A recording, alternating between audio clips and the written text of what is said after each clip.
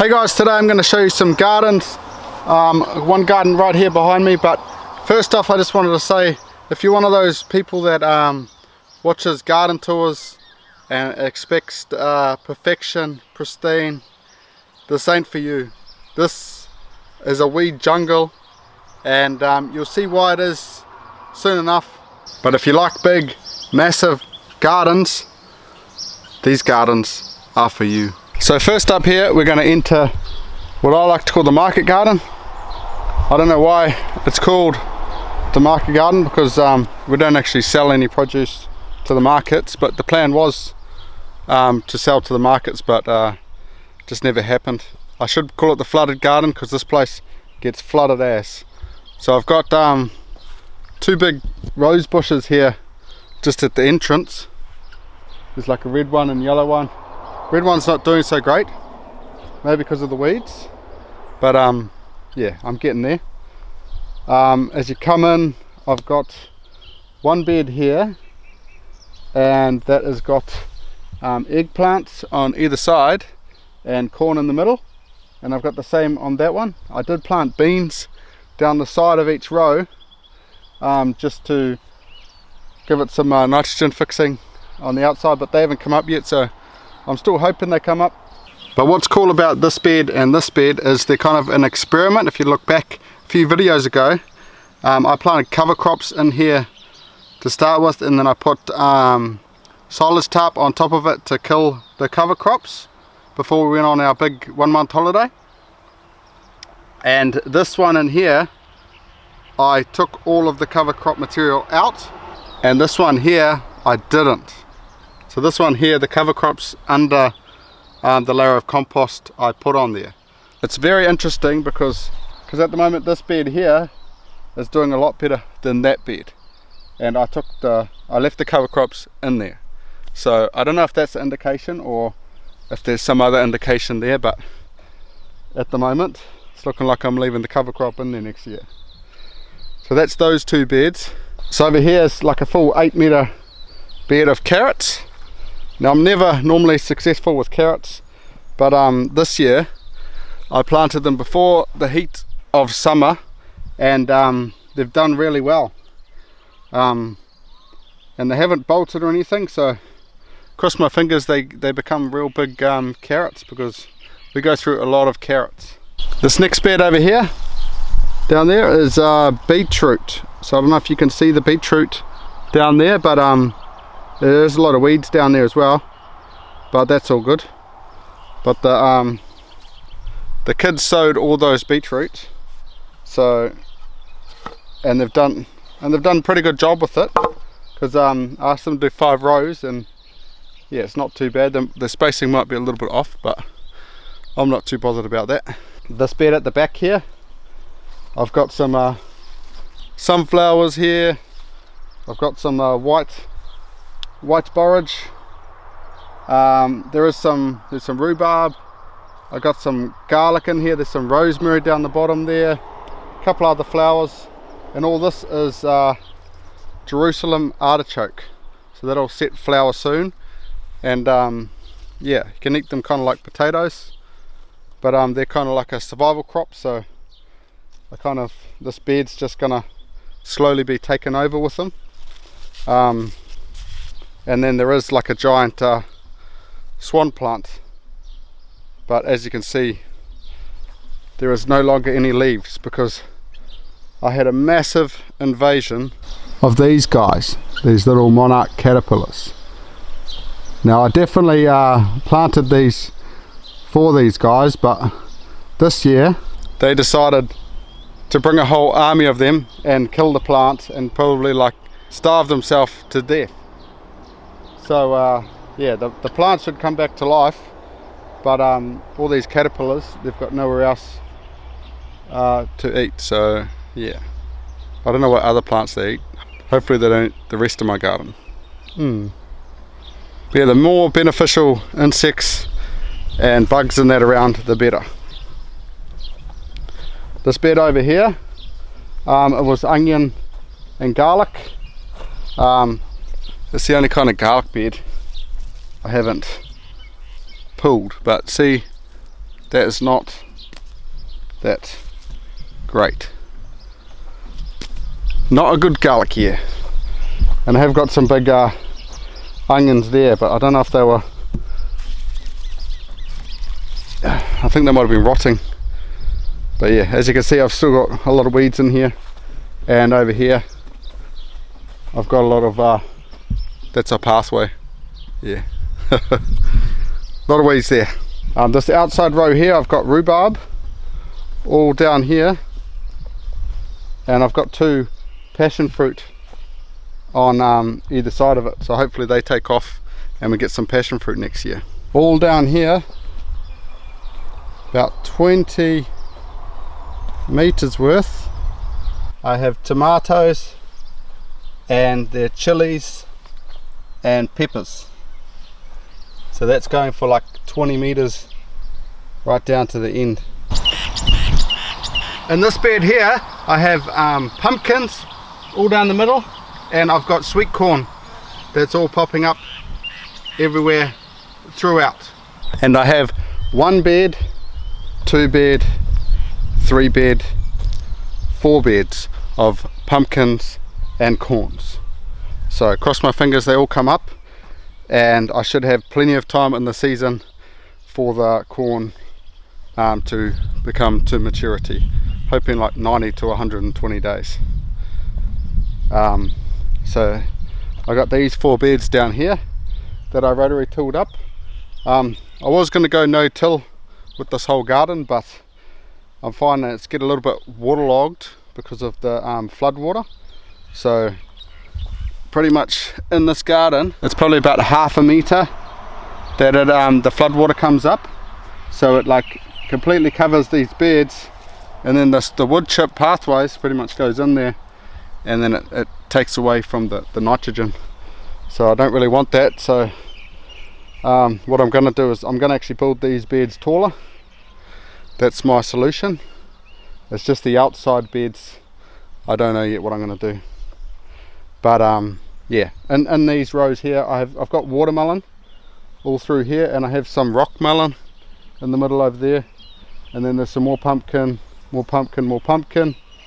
I do plan on putting corn throughout these rows as well and covering them, but I'm just pretty much waiting for this corn to get to a good height that the birds aren't going to just come and dig them out, and then I can take these nets, put them over there, so the birds won't get the corn seeds. Hopefully this is gonna become a big mat of like pumpkins and watermelons and that, but we'll have to see. We'll have to see what happens. There was all garlic throughout here that I planted before this, and then I planted the pumpkin and that after that, but this was a weed jungle in here, so I've been working hard trying to get this all weeded. On this other side of the market garden, I've got this plant here, but I don't even know what it is, because it's not a cucumber. It might be a loofah or something like that. I'm not actually quite sure, or some kind of squash. Another one there. I've got some sprawly cucumbers over here. I think those are the pickling cucumbers, and then I think these ones over here are the apple cucumbers. So hopefully this plant comes to life, because I'm pretty sure the kids like the apple cucumbers, although they do get a bit sour sometimes. You either get like them sour or sweet. Yeah. Over here I have the gourds. They're bottle gourds, and then there's blue hoppy popcorn in the middle of it, but they're not doing too good. But I'm blaming the cat, because I think the cat's coming in here and pooping and peeing, so hopefully I've nipped that in the butt. But they've got these little gourds here that Debs makes into like artwork out of them, like lamps and stuff like that. So I'm hoping this whole trellis takes off and we get heaps of them. But these things will they'll get to a couple of kilo each kind of thing, so they've got like a lot of growing to do, and they'll probably weigh that fence down quite a bit. But yeah, they're quite cool once they get going. And just as we're about to leave the market garden, this pool here, this is where the kids swam last year, but I don't really like it in here because it's kind of when they drain it. We haven't got power down here, so we haven't got a water filter down here, so it had to be cleaned like kind of once a week kind of thing. And when we drained it, it just kind of flooded the garden. So yeah, got to find a new place for that, and then I can build another whole garden there. That is my gate to keep out the geese and the chickens and Enzo. The cats can still get under there. So this is the original garden. This is the first garden we made here. So it was quite a while ago, and since then it has flooded quite a bit, but we haven't had a flood for a while, so cross the fingers. But I've just been working in here because you can't even see, well, you couldn't even see the pathway, the weed mat. I've got a weed mat through these pathways, but it was just covered in weeds, and yesterday I just cleaned this up just for you guys, of course. It was getting to the point where the tomatoes were ripening, and then birds or rats or something were eating them, so yeah, it wasn't really that good. But I've kind of done a bit of companion planting here. So I put beans in the front, and then I've got marigolds over here, and then the tomatoes, and then I've got beans on the other side. Normally I'll put peppers in there as well and jam pack it. Yeah, there's a lot of beans to be harvested along here, and there is a lot of tomatoes. There's a lot of tomatoes everywhere, but they kind of need to be need to ripen a little bit. But I do need to check if I've got any green varieties, because I think I grew some green tomatoes and they pretty much will stay green. Yeah, so I don't know if they're in there somewhere. Yeah, I'll have to look back at my videos, but they're all heirlooms. So I've got like a red heirloom beefsteak, I've got the black crim, I've got like a yellow hybrid beefsteak, an orange hybrid, and I think like a rainbow kind of hybrid. But yeah, that's all through there. I did some did die and I replaced them, so I don't know if there might be some different ones in there. In this next bed over, I have onions that they're slowly getting to size. I think there's some brown ones and some red ones down there, and I have got tomatoes all down here with some silver beets on the side, and then I've got zucchini, which is taking over this whole area. But yeah, we definitely need to do a bit of a harvest because they're getting quite big, and then I'll turn into marrows. But yeah, there's quite a lot of zucchinis. And yes, this bed still needs to be weeded out. It's definitely on the to-do list. But what I was going to say is the zucchinis and the tomatoes in the middle, well, the tomatoes are not looking good.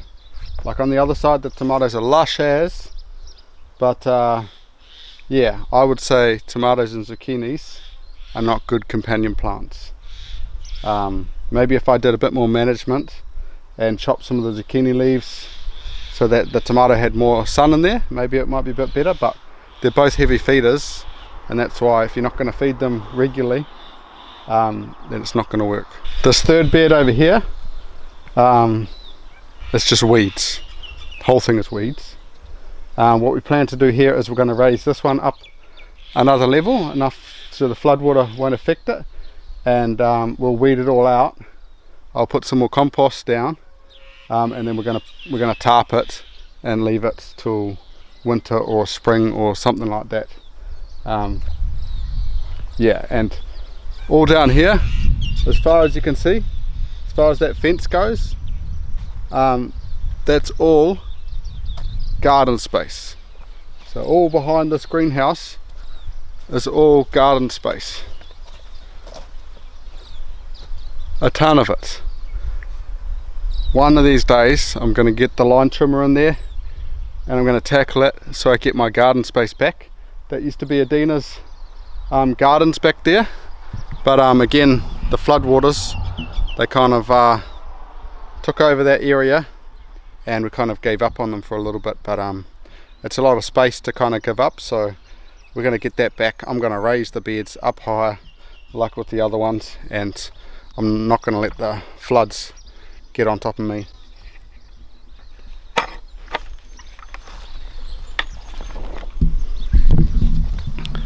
And here is our little greenhouse.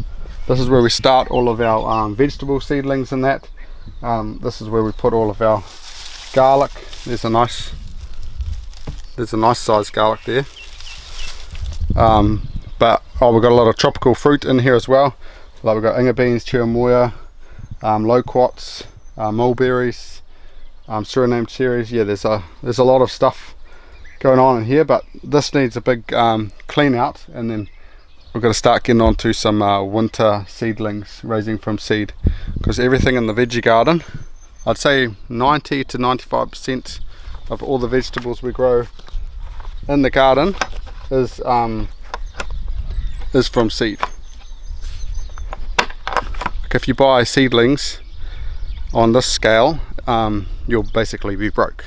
Still be saving money from the grocery store, but you will be broke. Okay, and here is our berry patch. So we've got a bed going right around, and then we've got 4 beds in the middle. So we've got Cape gooseberries over here that we've kind of just weeded out. They're like these little berries here. Open them up and they've got like a little yellow thing that you eat. This one's no good. Over here we've got orange berries. So they're like a little viney plant. They're a little bit spiky, but they're a pretty good ground cover, and they're supposed to get like orange type raspberries on them. I think Deb said she found some flowers on them, but she's only just weeded this and sort of uncovered it all, so yeah, it's probably why it didn't flower. But apparently you need like a raspberry or boysenberry to sort of pollinate it when it does flower. Over here we've got some grapes. There's quite a few bunches on here. They're all a seedless grape, and they'll get like this bunch over here, they'll get like purpley kind of thing. And normally the kids get to it before me. But yeah, they're really nice, and they've got no seeds. That's the best part. But yeah, we've definitely got it in here in our berry patch, because the birds will just go crazy over it, because we've got a net all up here. It's a whole netted area, so no birds are going to get in here. Just on this next bed here we have raspberries. So the berries aren't too bad this year, but the plants need to get a lot bigger. I have been spraying some neem oil on these raspberries because the passion fruit vine hoppers have been in there sucking the life out of it, so I'm hoping that's going to kind of deter them, but we'll see what happens. Over here I have boysenberries. There's boysenberries, loganberries, and some other type of berries. Yeah, it's definitely not been a good year for them. A lot of this going on where it's sort of just dry. The berries are just utter crap, so I don't know what it is, but if you've got something that can resolve this, I don't know if it is like a fungi issue or something. We're getting like the odd good berry, but definitely nothing to what the extent of this should be. I don't know if I have to spray it beforehand, before the flowers kind of form or whatever, but yeah, any advice on the boysenberries would be much appreciated. And below the boysenberries we've got strawberries, and we have your normal red strawberry, and we have some white alpine strawberries down there, which have yet to actually get strawberries. Yeah, I'm thinking that area's not great for them. I should probably try to propagate them and put some up in the food forest. This next bed over here I've got strawberries, and then there's like a couple of blueberry plants which there's been a lot of blueberries this year, and basically the kids have been picking them faster than they're going blue. So that's definitely why we got this berry patch, was so the kids can kind of come in here and pick what they want. I don't really care that I don't get any berries, it's more that they're getting fresh fruit from the farm. But every now and again I'll find a blueberry or a strawberry. We have been picking strawberries probably every 3 days, probably half an ice cream container at the moment. That's kind of slowed down quite a lot after Christmas. It's sort of November, December, they're kind of in their prime, but I find maybe in February they sort of come back a little bit. But yeah, this bed over here, that's all full of blueberries and strawberries again. And then down the end here I've got a cranberry bush there and a cranberry bush there that I got from my granddad down in the South Island, so quite stoked that they grew just from cuttings as well. And this back bed is where it's probably got the most weeds.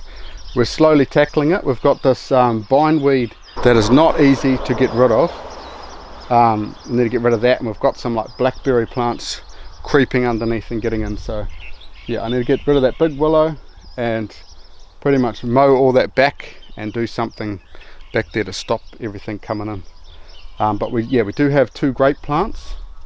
I have got some black currants through here. There's one over here and one at the corner, and then I've got a couple of red currants. Like this is a red currant, that's a red currant, and this one's a red currant. And this red currant here, when we came back from our big holiday, this was just like chocker, like bright red, this whole plant. So we got a lot of red currants off this one plant. It was awesome, and they were nice and tasty too. So I'm hoping next year, if we do this all up, we can have the same thing with all of the other red currants. But what's happening here is this wall, this tin wall that I've made, the dirt, when we get like big rainpours, is like going in to that garden down there where I showed you the tomatoes were. So I've got to kind of build another tin wall at the bottom of that, and then fill up this dirt, and then I think we'll take out all the strawberries, because there are strawberries in there, put the dirt down, and then replant the strawberries. I don't think the red currants in that should mind, because normally they grow from cuttings, so I'm hoping that they'll just get some more root growth, if anything. Yeah, the last bit's just this row over here. It's getting the same deal with the tin wall, but it's just strawberries at the moment. We are going to probably put some more blueberries or something over there. But yeah, that is our berry patch. And this is our other big greenhouse, the greenhouse I just built over winter time. If you follow the vlogs on our channel, you would have seen all the hard work that went into that. But basically that's for propagating all of our fruit trees, so we can save a lot of money for planting up in our food forest. So this is our wood chip garden. This needs a lot of weeding and tending to. It's not like bad, but it's getting bad. I've got a row of zucchini down here, just by themselves this time. This row we're just slowly taking stuff out of here and weeding it, and then gonna replenish it and plant something else. I'm not sure what we're gonna plant yet. This was our pea trellis. So I think the peas are pretty much stopped, but we're still getting a couple out of them, and in the height of summer that's not too bad. Behind me here, this is all asparagus. So it's all gone up to seed now. We got some asparagus out of it. It's been there for like 3 or 4 years. Definitely need some weeding in there. I've got red cabbage under there, and there is some carrots under there. Trying to make use of that bottom space. It's alright as long as you feed it. You can plant stuff underneath your asparagus. And then we've got a grape plant behind there. Over here I have a bed of Brussels sprouts. So I'm not sure if it's all the green Brussels sprouts or if I had some red variety in there, and I've got onions either side of it. And I have been feeding them our homemade seaweed fertilizer, so hopefully they grow really big. Over here a lot of stuff's gone to seed, like the lettuce, the celery, even some onions down there. It's probably not good, but we do have some kale in there, some leek. We've got the odd cabbage in there, and then we've got a few more cabbages in there with some lettuce that's gone to seed. In the next bed down here I've got onions on the outside as well, and there is some carrots in the middle there with broccoli right in the middle.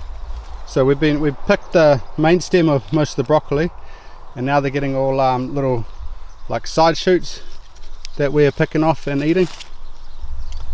And I have got one old yukon plant that shouldn't be in there. But yeah, this is a whole bed of broccoli pretty much. I think down this end I have got some I think this might be purple sprouting broccoli, so hopefully in autumn this comes on really good. This bed here, no, it's not carrot weed, it is carrot seed. So these are all from our carrots down here. For some reason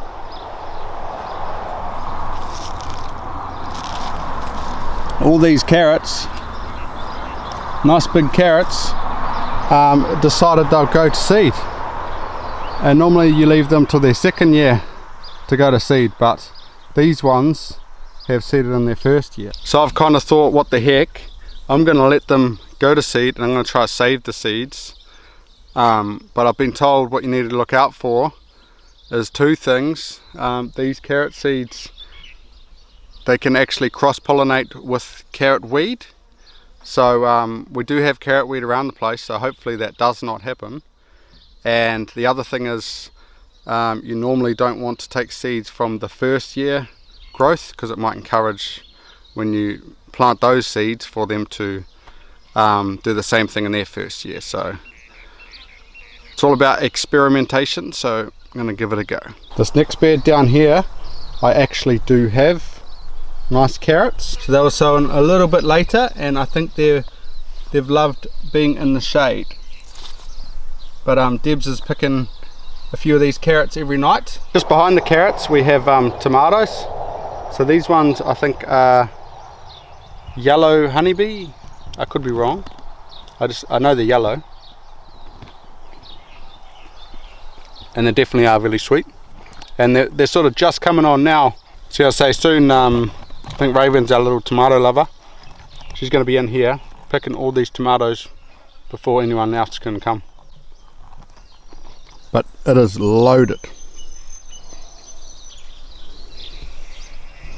And just on this side I've got kind of a walkway down here, but just this side of the tomatoes I have beans.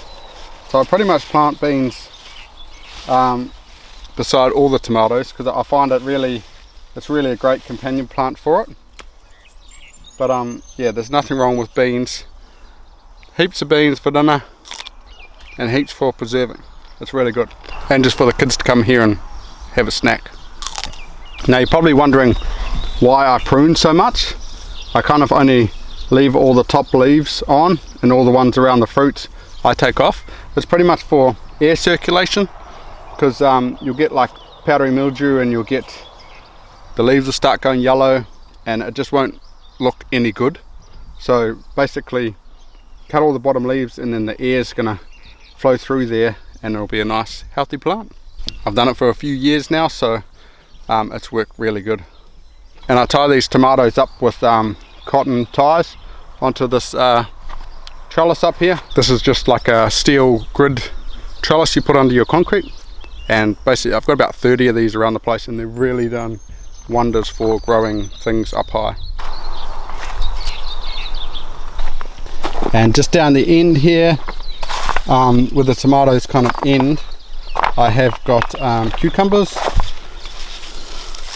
So there's a couple down here. They're getting a bit odd shaped, and I'm getting a lot of powdery mildew. So these plants are looking like they want to die on me.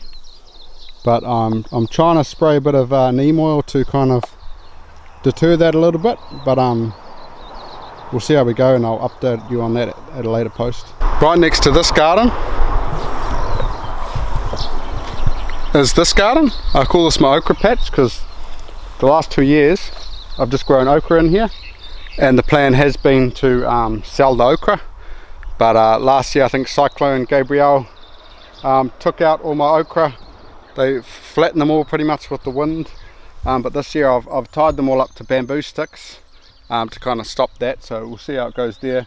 But I think next year I don't really want to grow stuff to sell that much, so we might plant, like, it might be a big watermelon patch or something like that, but I have got different plans for this area. And there is a trellis there which is supposed to have bitter melon on it, but I'm actually gonna plant heaps of cucumbers up there soon. It's just getting the time to do it, because these 3 beds, they look like that. That's a bed of okra there that I've still got to weed out. It's not that bad to weed, it's really like quite easy. It's mainly just like inkweed and some other weeds that yeah, as long as it's not like kikuyu, it's fine. But yeah, everything else, it's growing pretty good. The okra's growing really well, so I'm pleased with that. Under my banana trees down here, I've got some pumpkins. I've got them pretty much all over the show. I didn't even attempt to mow that because there's lots of pumpkins and the plants in there, and I would have basically killed the plant, but I've got it growing here, and it's basically started growing up into the food forest. Yeah, it's sprawling everywhere, which is cool. I wanted to do that because I want a lot of pumpkins, but it's sort of just getting the first signs of powdery mildew, so it's not good. But yeah, I have 2 types of pumpkins in here. One is, I think, Atlantic Giant, so it's just a big one that's sort of just for show, really, just for the kids. And then the proper one, Queensland Blue, and that's the proper eating and storing one.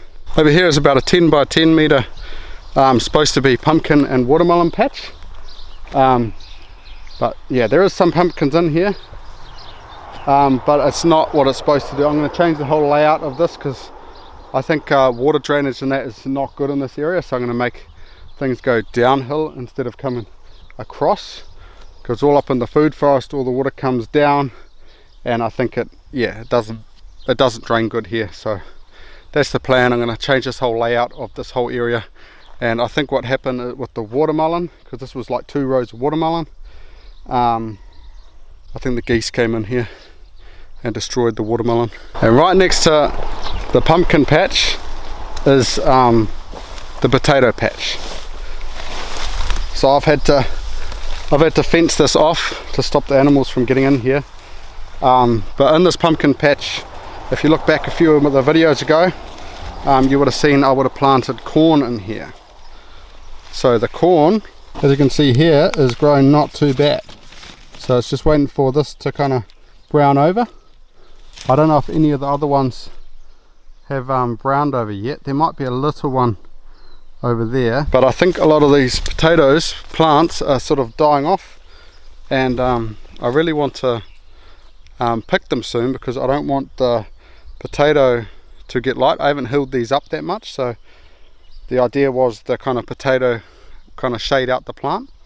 There is still a lot of live potato plants here, so this is the main crops variety where you wait until the plant actually goes dead.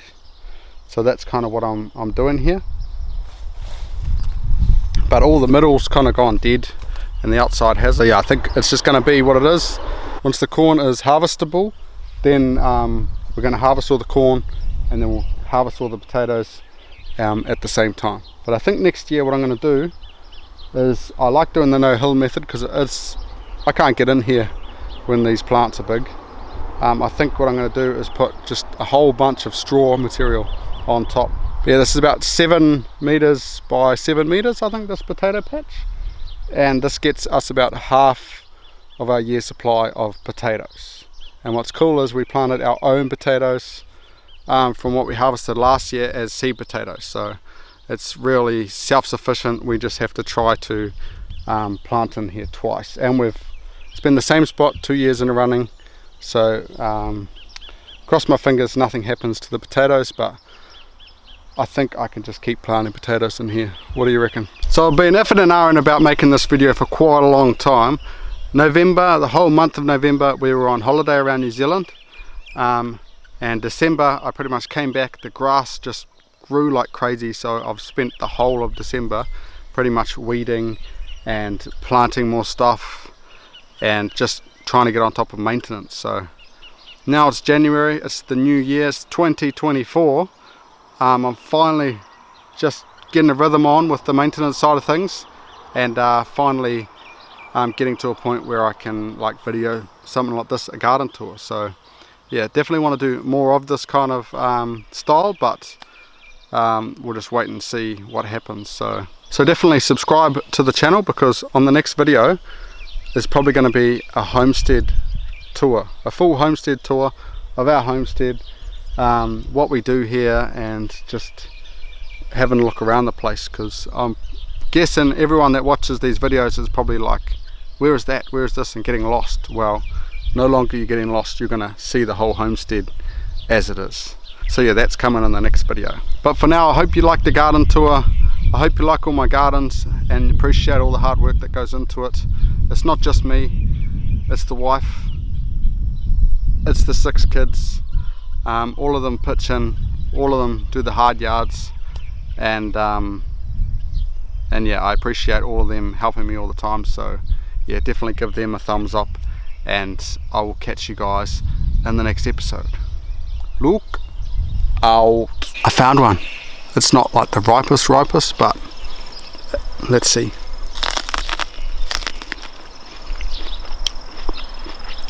It's actually really good. Don't tell the kids, eh?